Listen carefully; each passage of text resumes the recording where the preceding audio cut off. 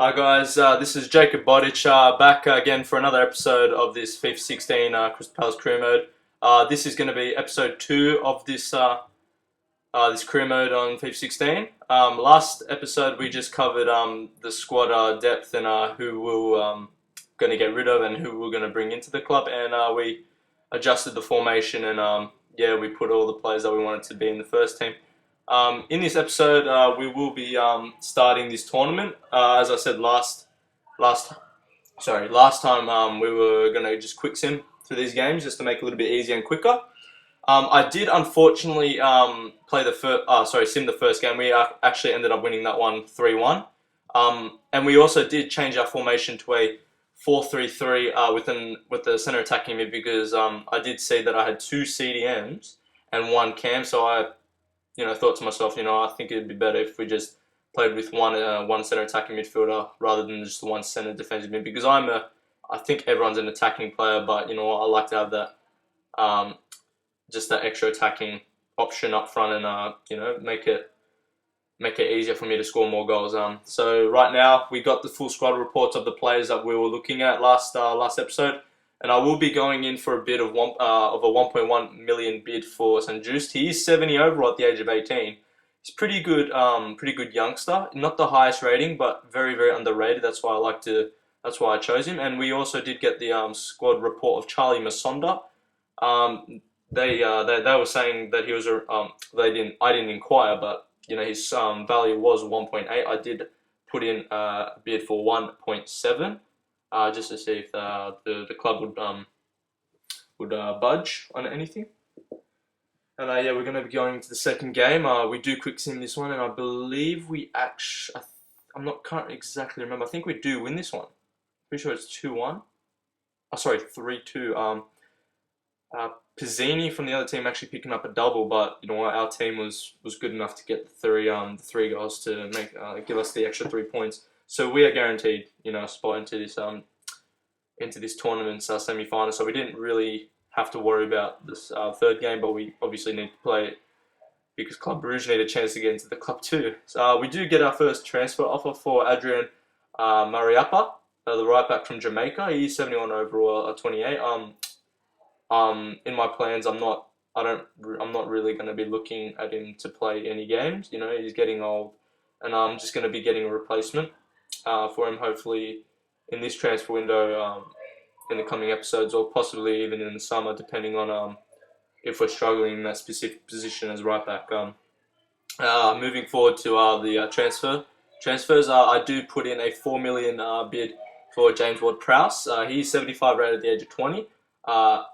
As well as Emre Can is. He's 75 rated at 21 years old. He's valued around about 4.7. I do put in a 4.5 million bid for him, hoping Liverpool do accept that because he's not one of the biggest players at the club, so they could potentially accept. And the squad report does come back for Viktor Kovalenko, a very young centre attack mid from Ukraine. He's 74 rating, and his value is around about 4 mil. So I do go for a 4 million bid, as it's not too much. It doesn't take a lot of chunk out of my budget. So I'm happy to offer them the 4 mil, hoping they do accept it because he's got 4-star weak foot, 3-star skills, and he's a pretty decent player with a good potential. Yeah.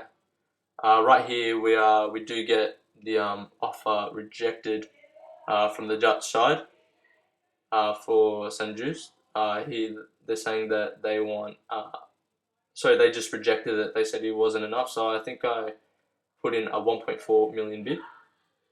See what happens there. Just over his valuation, his price range. We do go into the third and final group game against Club Brugge, and I think we pick up a good win. Saka gets the goal. Give me a couple of thoughts whether or not I should replace him. He did pick us up another 3 points, guaranteeing that first spot in the league. Bournemouth, the tight asses they are, come back with the same offer, and I just said, you know what, I need this guy out of the club, so I just accepted. We do get just under 1 million pounds of reward prize money from the cup, getting out of the group stage, which is pretty nice. Hoping that it will we'll be able to get more money as we progress along into this tournament. Uh, for Charlie Masonda, they did reject, and we put in a 1.8 million bid for him, 2.1, hoping they would reject. Not reject, accept that. And we do go in for another bid for James Ward-Prowse of 5.8 million, hoping that they will accept, and 6.5 for Emre Can. Liverpool did surprisingly come back and told me that they wanted 8 mil for him, even though he wasn't a crucial starter. Um, they did come back and they wanted a good chunk of my money. We will be simulating another drill, and our left back squad does go up a rating due to interceptions going up from 67 to 68, which is pretty nice. He does increase to a 76 overall, which is pretty good. And we do have Hamburg in our semi-final of this cup, which will be a pretty tough fixture considering Hamburg did have a decent season last year in real life. They did come mid-table, I believe. They did pretty good, and they actually have a pretty decent squad. We do have an offer rejected for Kovalenko of 4 million, and I put another offer for 5 million. Also for San Just, another offer rejected. I do go in and put in a bid of 1.7 million for the Dutch centre back, and right now we're going to the game against Hamburg. I do believe we actually beat them with a 3-1, I believe it was. Can't remember. 2-1. Punching gets a double, which was pretty good.